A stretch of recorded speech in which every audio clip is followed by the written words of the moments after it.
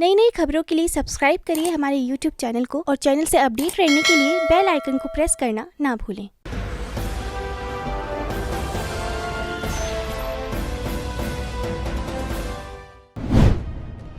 सिंधु जी, WHO ने बार बार अपने norms change किए हैं। पिछले एक साल में हम देखेंगे तो पहले कहा था उन्होंने कि गर्मी में ये कम होगा, गर्मी से के प्रभाव से कोरोना वायरस मरता है, ठंडी में इसके बढ़ने की चांस है। लेकिन हमने इसका विपरीत देखा है कि गर्मी में ये बड़ा दोबारा ये 2021 में जो गर्मी आ रही है इसमें ये फिर से इसका जो प्रभाव है ये बढ़ रहा है सेकेंड स्ट्रेन के साथ। और एक बात हुई थी कम्युनिटी स्प्रेड की, तो क्या हम इंडिया में, भारत में या छत्तीसगढ़ की बात करें तो क्या भारत और छत्तीसगढ़ कम्युनिटी स्प्रेड की तरफ बढ़ चुका है?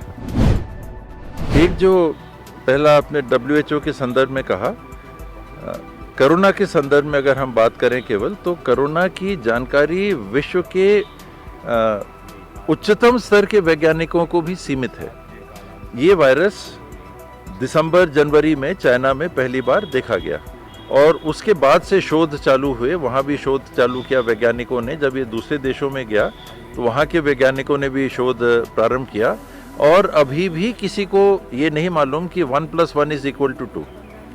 कोरोना के संदर्भ में किसी को नहीं मालूम है, क्योंकि इतना कम समय मिला है कि सामान्य रूप से वैक्सीनें जो 10-15 साल में बनती हैं, यानी 15 साल में स्टडी किया जाता है कि जो परिवर्तन हो रहे हैं, म्यूटेशंस हो रहे हैं, उसमें वैक्सीन कैसे काम कर रही है, कोई साइड इफ़ेक्ट तो नहीं आ रहे। तो लंबे समय में जब आप देखते हैं तब फिर वो प्रमाणिक तौर पे आप कह सकते हैं कि नहीं, ये वैक्सीन लगाइएगा तो 1+1 = 2, इसके ये परिणाम आएंगे। तो वो हमको जानकारी ही नहीं है। तो जैसे जैसे नई जानकारी आती है वैसी वैसी बातें सामने आती हैं कभी कभी। और ठंड और गर्मी का ये शुरू से ये बात उठी थी और हम लोगों ने भी इसको कहने की कोशिश की थी कि पृथ्वी के उत्तरी भूभाग में जब गर्मी रहती है तो दक्षिणी भूभाग में ठंडी रहती है, जब वहाँ ठंडी रहती है तो यहाँ गर्मी रहती है। तो कई ऐसे देश जहाँ पर जब ये वायरस आया था वहाँ पर ठंडी थी, बर्फ़ भी गिर रहे थे, जनवरी फरवरी मार्च का महीना था। तो भी अमेरिका के ही ले लें कि अमेरिका के उत्तरी भाग में बर्फ़ थी तो मेक्सिको में गर्मी थी, वहाँ पर कोई ऐसी स्थिति नहीं थी, लेकिन वहाँ भी वायरस था, वहाँ भी वायरस था। यूरोप और इंग्लैंड में अगर वायरस है तो अरब की खाड़ी में भी वायरस था, वहाँ के टेम्परेचर 40 के आसपास के थे और वहाँ पर बर्फ़ जम रही थी। तो उस समय से ही ये बात स्पष्ट थी कि कोई टेम्परेचर का इसके ऊपर प्रभाव पड़ता है, ऐसा लग नहीं रहा है। और ये मान के हमको नहीं चलना चाहिए कि इसका प्रभाव तापमान के आधार पे घटेगा बढ़ेगा।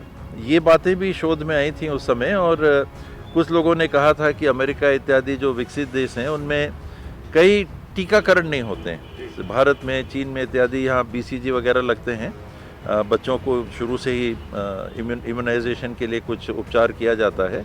तो एक कारण ये हो सकता है।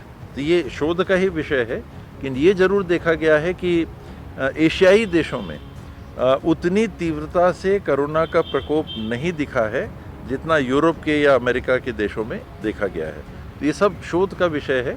ये जो रिपोर्ट अलग अलग आती है कि आज कुछ बात आई, कल कुछ बात आई, ये चिंतन है, ये विचार है कि ऐसा भी हो सकता है क्या कि ठंड रहेगी तो तापमान भी कम रहेगा, वातावरण भी भारी हो जाता है, मिस्ट रहती है, फॉग रहता है, धुंध रहता है।